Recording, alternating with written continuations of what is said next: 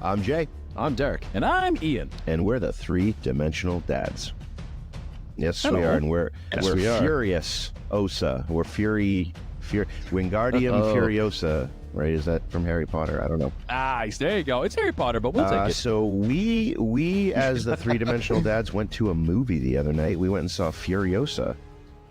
And yeah, Mad Max Furiosa. Mad Max Furiosa. Or Furiosa, a Mad Max saga.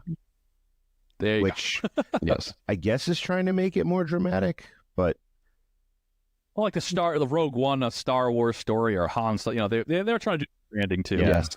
Well, it's not working because the movie was kind of garbage. That's my take. I'll start off. I love Anya Taylor-Joy. I love Chris Hemsworth. They're the only really two people I know in the movie. And I think they were great, but I think everything else was just the same movie I saw about 5 years ago. Literally the same movie. It's motorcycles in the wasteland and people without shirts. That's it. Oh, it was. Yeah, I was kind of disappointed. I mean, I liked it. I can't say it's total trash. I liked it. It was fun. It was two and a half hours of escapism. But other than that, I give it a solid C. Yeah, Ooh. like a C. Could I see it again? Maybe if it's on TNT in a couple years and I'm not doing anything. So that's interesting to me because just with our conversation of summer blockbuster movies that we talked about in our previous episode, right?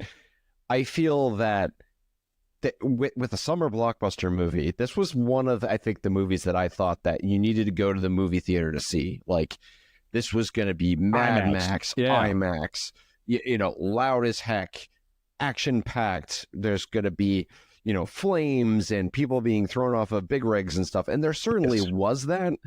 But the story to me was really this disjointed, almost background filler.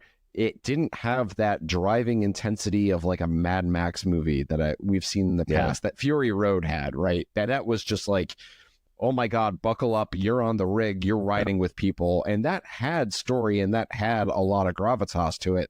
This, to me, it was broken up into chapters. That's something I just really didn't like. That, to me, just threw me off. And it was a lot of background. It was a lot of character development, but it didn't really, I don't know, take off for me. It just really didn't bring me in. It didn't really, it showed me some filler about the Mad Max world, but it didn't really have a complete story arc, in my opinion. So what would you give it letter grade? Oh, I'm going to say it's like a C-. I don't really know if I'd actually want to watch it again, to be quite honest with you. It would just be a waste of time, it just in my opinion. I mean, it's not terrible. I certainly did like Anya Taylor-Joy. I did like Chris Hemsworth. I thought the characters were pretty good, but it was really a prequel for Mad Max Fury Road. It was filler, and I just don't think that it really enhanced the Mad Max timeline in any sort of way. Yeah, we knew the I think story. it's pretty forgettable. So Yeah. I'm going to kind of disagree. For me, I'm like maybe a B+. And I mean, I think where it suffers is that it's a prequel. And you know what happens to Furiosa. So you're never really afraid for her, no matter how dire things get. There's a problem with all prequels, is you know what happens to these characters after. And so having urgency or having a story that is really like you're feeling for her, I think that was tough. I think not having your main character speak a lot also didn't, I mean, I feel like most of the reviews I heard or people talking, it's like, she acted with her eyes a lot. That's a hard thing to pull off. Where it gets more out of the C into a B for me is the style and the filmmaking behind it. Is like, I don't think there's anybody making movies like George Miller makes movies. And I thought it was thrilling, and I thought it was visually very cool on IMAX and big explosions and things. And I thought it was grand and epic. I thought it suffered from typical prequel stuff. So for me, maybe not B+, maybe like a B. So I'm not quite in the C range because I feel like I've seen so many generic movies that don't have a take, don't have a real unique world or something. And George Miller's kind of hitting the sweet spot. Fury Road was awesome. This is kind of more of the same. I could see it being like Fury Road part, if they had done like a part 1, part 2 thing, that might have made it work better. But yeah, I'm around a B. Yeah. Well, I mean, I guess to that point though, Ian, I guess what I feel like is that it didn't in terms of the world and everything, it didn't really change much from Fury Road. Right. And to me, Fury Road was just a lot more intense. It was a lot. It was a lot more of a complete story in that regard. I guess that's the difference for me, is that we saw that world already.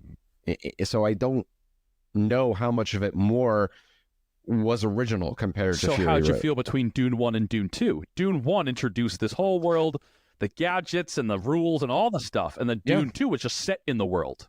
I think cinematography-wise, I thought story, writing, everything else, I mean, that's a completely different movie, was much better. Yeah, It was it's hard to absolutely have much that better. so close to this. They're both set in a desert. Yeah. They're both sci-fi, swing for the fences, IMAX movies. Right. Kind of hard when Dune 2, I think all of us who really loved and thought, wow, that was thrilling and crazy and awesome and had memorable stuff to it and so character-driven. Well, surely was a lot of sand. Oh, I hate sand. It gets everywhere.